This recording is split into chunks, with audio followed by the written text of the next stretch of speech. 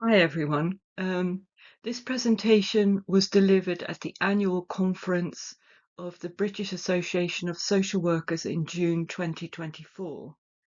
It was put together by myself and Anne Cullen, who is the research lead for the Association of Palliative Care Social Workers, which sponsors the Trauma-Informed Palliative Care Project.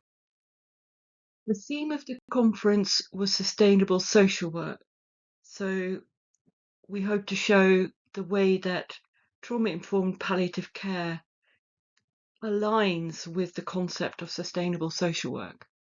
We'll start with a vision of palliative care and the way that access to palliative care services is not equal, and the links between that inequality and whether people have experienced trauma. We'll look at what's being done in general and what we can do as social workers in particular. And then as part of that, look at how we need to reconsider the concept of well-being. We'll also look at how the eco-social work model fits with the ideals of trauma-informed palliative care. And I'll tell you a bit about the Trauma-Informed Palliative Care Project.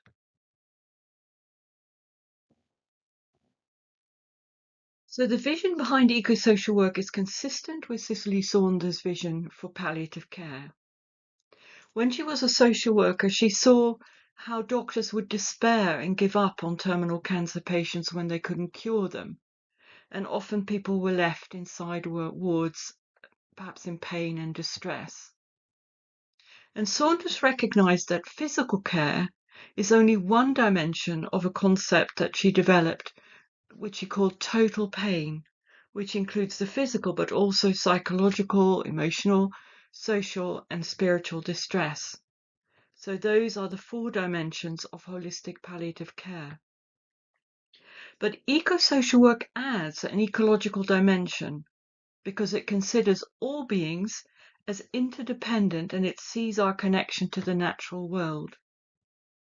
The Trauma-Informed Palliative Care Project is one example of a social work-inspired project that works in a way that is aligned with the eco-social work model. That model was developed by Heather Boetto, who says that to be sustainable, we need radical whole systems change in social work practice, in society as a whole, and in our understanding of well-being.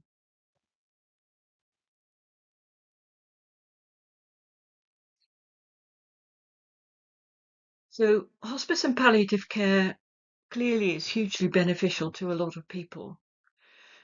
But it's clear that people who are marginalised and systematically disadvantaged may not access or derive as much benefit. And these are often people who have experienced trauma. They may not get referred for palliative care in the first place, but even if they are, they may be unable to engage in the way that the system is put together, make appointments at set times and so on, and then they may be discharged from the list. And even if they can come in there and use the services up to a point, there is still a risk of re-traumatisation. In addition, it's clear that staff are at risk of vicarious traumatisation, burnout, and compassion fatigue. I'm sure you all know what trauma is, but just to have said it in the context of this presentation. So this is one of the original definitions by the Substance Abuse and Mental Health Services Administration in the US. They define trauma as resulting from an event or series of events or set of circumstances that is experienced by an individual as physically or emotionally harmful or life-threatening, and that has lasting adverse effects on the individual's functioning and on their mental, physical, social, emotional, or spiritual well-being.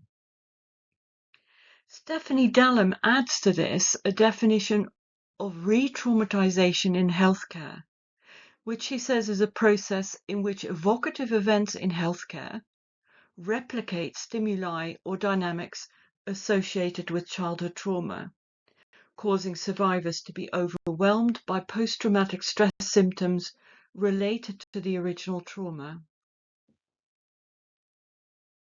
So trauma often results from adverse childhood experiences, but obviously can also occur later in life. And it changes the way our brain and endocrine system work. That affects the way we experience ourselves in the world and our stress response system, which then means that we avoid circumstances that remind us of the earlier trauma, or that we get triggered by reminders of the trauma if we can't avoid them. And that is what makes it harder to use medical treatment and palliative care services. The more adverse childhood experiences somebody has, the more likely they are to live with multiple disadvantage, which then in itself creates further risks and barriers to access to services. And multiple disadvantage, as you know, is 2 or more life challenges such as mental health issues, homelessness, offending, and substance dependence. Barbara Gansel in 2016 wrote a paper in which she highlighted the high incidence of trauma in the population in general, but she said it's more prevalent in older populations and those using palliative care services. And of course, that can impact on the likelihood of experiencing a good death. So Stephanie Dallam developed what she called the healthcare re-traumatisation model. She says that events in healthcare which remind us of earlier trauma pose a risk of re-traumatisation. And when she did this large meta-study that she did, she thought that there wasn't enough guidance for practitioners on how to work with this. So she developed a conceptual model to guide practice. She identified a cyclical process.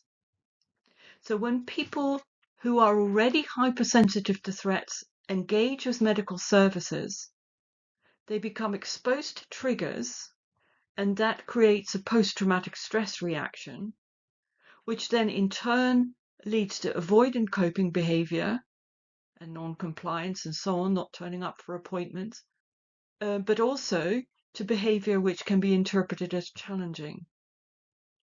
And we can intervene in this cycle by recognizing people's safety needs and supporting a change in coping strategy from what she called avoidant coping to proactive behaviors. And that means that we help people identify what the triggers are and then both try to avoid those triggers by doing things differently, but also support them in coping so that they don't become triggered by what happens. David Feldman developed this approach specifically for palliative care services, and he called it the stepwise psychosocial palliative care model. He and other people say that we need a universal precautions approach because people may not know about their trauma until they're triggered, and also, even if they do, they may not be ready to share it. So we have to relate to everyone in a way that assumes trauma and ask what would help them make it safer and easier for them to use the services and then adapt the services accordingly. So there are 3 stages to his model, and you only move on to the next stage if trauma symptoms haven't been resolved, and that also depends on a person's time that they have left, their stamina, and their willingness to go ahead. So the first stage is to intervene to alleviate distress by taking actions on behalf of the client. And that's a bit counterintuitive for us as social workers because we tend to try and empower people to do things for themselves. But patients who are near the end of life or seriously ill, they just don't have time or energy to take the action themselves. The second stage, if that hasn't resolved the trauma symptoms, is to normalize their symptoms and to offer them tools to use on their own to cope with distress as it arises. So it's a form of psychoeducation and coping support. The third stage is, and you only go on to the third stage once you've assessed the effectiveness of the previous interventions and you've checked to see whether the person actually has a diagnosable post-traumatic stress disorder, and you have to assess the patient's energy, prognosis, ability, and willingness to continue. And actually, whether it's diagnosable or not, there's a whole debate around that as well, because there is a sub clinical presentation that's still very impactful for the patient. So it may be that you need to offer these further measures even to people who can't be diagnosed as having formally as having post-traumatic stress disorder. But then the third, depending on the person's energy, prognosis, ability and willingness to continue, the third stage is trauma-specific treatment for full threshold post-traumatic stress disorder. Because that involves thinking and talking about trauma memories, you're less likely to do that with hospice patients because of their limited prognosis. So the core principles of trauma-informed care are safety, trustworthiness and transparency, peer support, collaboration and mutuality, empowerment, and cultural and historical gender issues. So looking at the UK and where we've got to, it seems that Scotland is light years ahead of the rest of us. They already have a trauma-informed policy for all public services, and they commissioned a 2-year piece of research to reduce barriers to access and prevent re-traumatisation. So from depth interviews and qualitative data analysis, they identified some best practice principles and wrote up a report which offers questions for consideration to help organizations become more trauma-informed around 5 principles and across 10 implementation domains. They've also developed a toolkit and training to develop a trauma-informed workforce. So in the rest of the UK, trauma-informed care or practice is developing in a wide range of services, like mental health and children and families, probation, and so on. But as far as we know, little specific research has been done into trauma-informed working in hospice and palliative care. So it's very exciting that Rebecca Salama has started a PhD scoping study last year to look at what is known and to set directions. So that was funded by Lancaster University and initiated by the Trauma-Informed Palliative Care Project. Hospice UK had already done an excellent report on equality in hospice and end-of-life care, and is currently doing a series of deep dive studies into specific areas of disadvantage. Also, we know of different hospices and palliative care services that are trying out different ways of applying aspects of trauma-informed working. So there are good initiatives, but trauma-informed practice is not systematically adopted in hospices so far. What has increased is the use of trauma-specific therapies like EMDR and mindfulness. And there are some very interesting new therapeutic approaches, like those connecting with the restorative power of the natural world. For instance, Michael Kearney's work on deep listening to patients, staff burnout, and palliative care for the world, and use of psychedelics at end of life. So what can we do as social workers? We notice that we're often overstretched, demoralized, and isolated, and I'm sure that's true of other professions just as much. And that makes it hard to see beyond the immediate demands of our work environment. It's hard to engage with wider networking, learning, and social action. We're often stuck in hierarchies of power and relative professional status and restrictive systems of care, and services can be commodified and procedure-driven. We're also taught to keep our personal and professional selves separate, and that makes it hard to allow ourselves to be vulnerable, to listen deeply to ourselves as well as our clients, and it makes it hard to reflect on our own trauma triggers. So far, it seems nobody has brought people together to develop or promote the idea of trauma-informed palliative care, what's been called there's no merchant of meanings, and we hope that the trauma project is starting to fill that function. So just a little bit about the emergence of sustainable social work. In the 70s and 80s, there was an integration of ecology and general systems theory into social work. And then in the 80s and onward, there was more of a critical look at how we use power, who benefits from the rules of the game. And that revealed two positions. One of weak sustainable development, which is a still neoliberal market-orientated development, which says that we can grow and maintain commodity production without using natural capital because we can make gains in efficiency. On the other hand, the other end of the spectrum, if you like, there is the model of strong sustainable development, which is based on the idea that there are real limits to growth. We can't keep developing our productivity and growth. We need a decline in commodity production, and we need to conserve and restore natural capital. By 2015, the Global Agenda for Social Work and Social Development promoted the environmental and community sustainability as a central aim. And the UN 2030 Agenda for Sustainable Development has given us the Sustainable Development Goals, which are founded on human rights and ecological.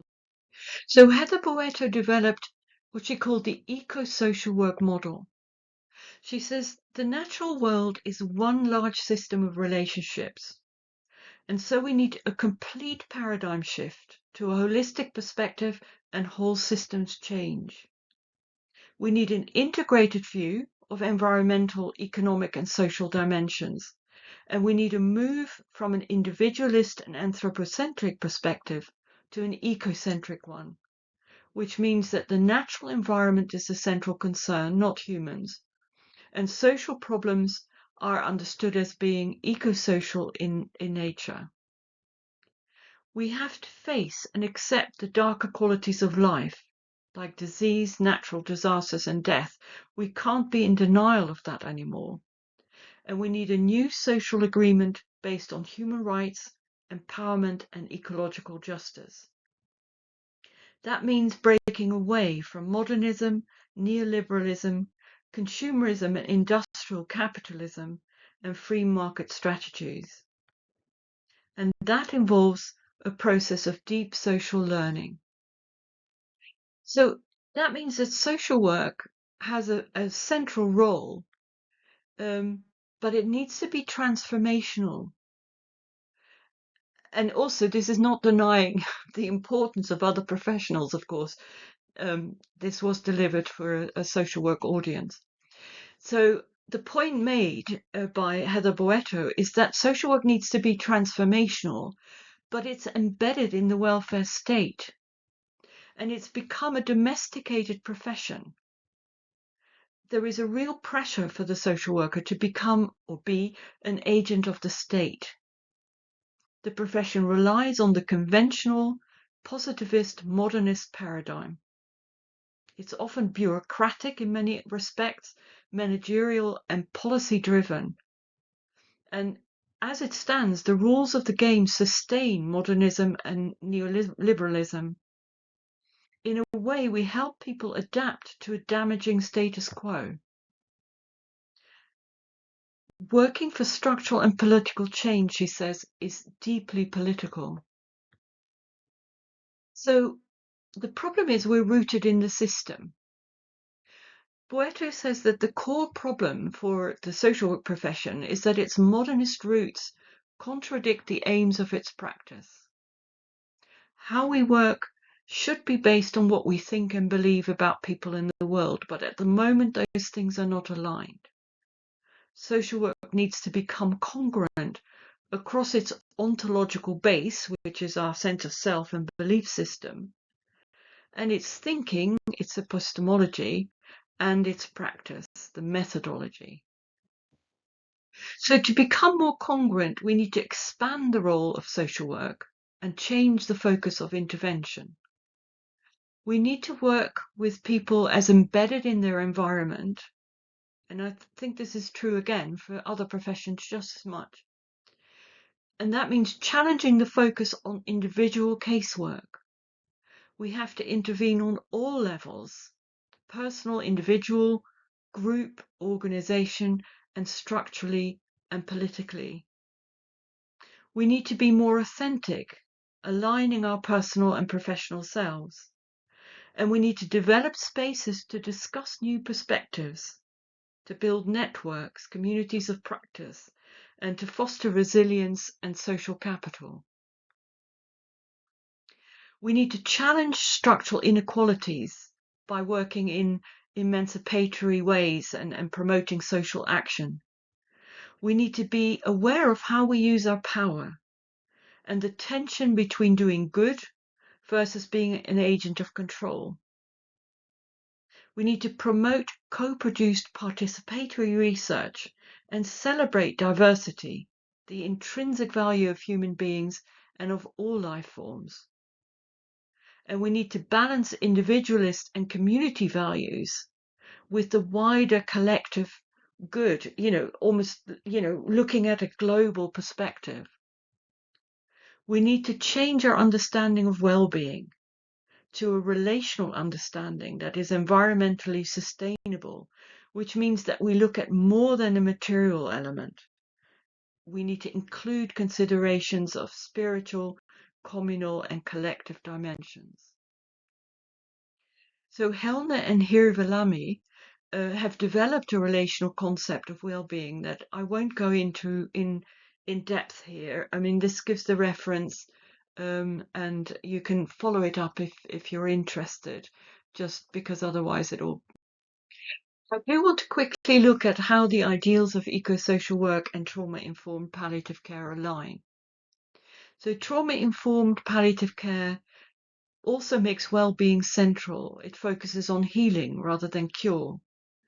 It sees illness and death as an intrinsic part of life and an opportunity for personal and relational growth, quality of life, and a good death. Its bio-psychosocial spiritual model is holistic, relational, and needs-based, and it stresses the non-material, non-physical aspects of well-being, which makes it easy to integrate with the eco-social approach. It sees palliative and end-of-life care as a social ecosystem within the welfare state. And that ecosystem is central in considering how to support individuals within it, including staff and carers. It aims at whole system change. So trauma-informed palliative care is committed to equality and social justice, and it aims to ensure equal access to the services for marginalised communities and to be empowering. It wants to build non-hierarchical relationships of trust and collaboration. And it uses a trauma-informed universal precautions approach. To make work in the palliative care ecosystem more sustainable, it says we have to improve support to the workforce. And it sees the parallels between caring for the environment and caring for oneself and the community in a way that Michael Kearney has developed. The eco-social work model explains obstacles to change, which it brings back to the modernist welfare state. And it can guide us strategically on how to develop trauma-informed palliative care. It can indicate areas and methods for research, and it can inspire and motivate us. So just to tell you a bit about the Trauma-Informed Palliative Care Project, we started in 2022 to address what we'd seen. which was the exclusion and inequality of access to palliative care services, the risks of re-traumatisation, and the risks of vicarious trauma, burnout, and compassion fatigue for staff. It aims to develop a community of practice, to promote formal research into best trauma-informed practice, and to promote self-care. We need to acknowledge our own fears of illness and dying and vicarious and secondary trauma through, for instance, reflective practice, peer support, Schwartz rounds, and mindfulness. We also, in the longer term, hope to develop educational opportunities and materials. So we've had an overwhelmingly positive response, but of course it's very hard to change practice. So that's going to take a while. So we've already started the community of practice. And when I put these slides together, we had over 350 people who have come together within a year. We've already got 393. So people are joining all the time. We're an informal network of people of different professions and services in the UK, but across the world, quite a lot of people from the US and Australia, Canada, Africa, Eastern Europe, all over. And we want to share knowledge, expertise, experience, and resources. We're all just learning together, and the community is evolving all the time. We've started a communications platform, which is one of the Mighty Networks platforms, and it's called Trauma Informed Care. It's totally free to join, so you're very welcome to click on the link or cut and paste it into your browser. Once you register, you will get notifications of events and by us, but also sometimes by other people that might be of interest. And you can regulate how often you're notified. So you're not going to, you won't be flooded by emails. We try and keep our emails to a minimum. So you can enter your profile, you can start discussion groups, you can direct message other members, you can post on special interests or upload articles you think are interesting or favorite books. And researchers can use the platform as a resource for collaboration or access to research subjects. We hold quarterly community of practice meetings, which have short presentations by members or invited speakers on, for instance, case studies, aspects of theory or practice, or dilemmas that people have encountered. And then we can have small and large group discussion. And we also do quarterly webinars, presentation on a range of topics and with time for questions and discussion. We are at the moment reviewing this, and we might be, we've got so many good people that we want to get out there that we might increase the frequency of these meetings and have ad hoc in between meetings. All presentations are recorded and uploaded onto the platform, and we hope to offer training in the future. We also promote research, and again, I'm not going to go into this slide just for the sake of time. I won't go into this in depth, but just to say that a couple of doctorate in psychology courses are happy to put our research questions to trainees as possible projects for them. And we are in touch with some potential research sites, but where we're stuck is we don't have any field supervisors. So we can't go ahead with this. So if you know of anyone who would like to be a supervisor, please ask them to get in touch. So to conclude, the move to trauma-informed working in palliative aligned with the emergence of eco-social work. Eco-social work updates and extends Cicely Saunders' vision of holistic end-of-life care because it considers all dimensions of human being in the world: physical, psychological, social, spiritual, and ecological. The key aspects of both eco-social work and trauma-informed practice in palliative care include that we need to develop a new understanding of well-being and quality of life. We need to support people to feel valued, connected, and with a wider sense of purpose, meaning, and hope. And we need to recognize the need to align our ways of being, thinking, and doing. Both stress the need for radical whole systems change to achieve that. So that's the end of this presentation. There's the link again if you want to join our platform, and I very much hope that you do. You'd be very welcome, and we want your views and your ideas about how we can develop our community and improve the platform and so on. And I'll just flick through some references so that you can follow up if you want. So here are some more to do with trauma-informed care.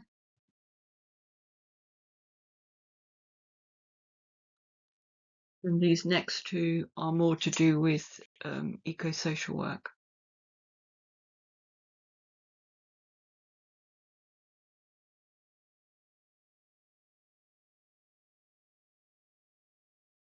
So thank you very much for listening.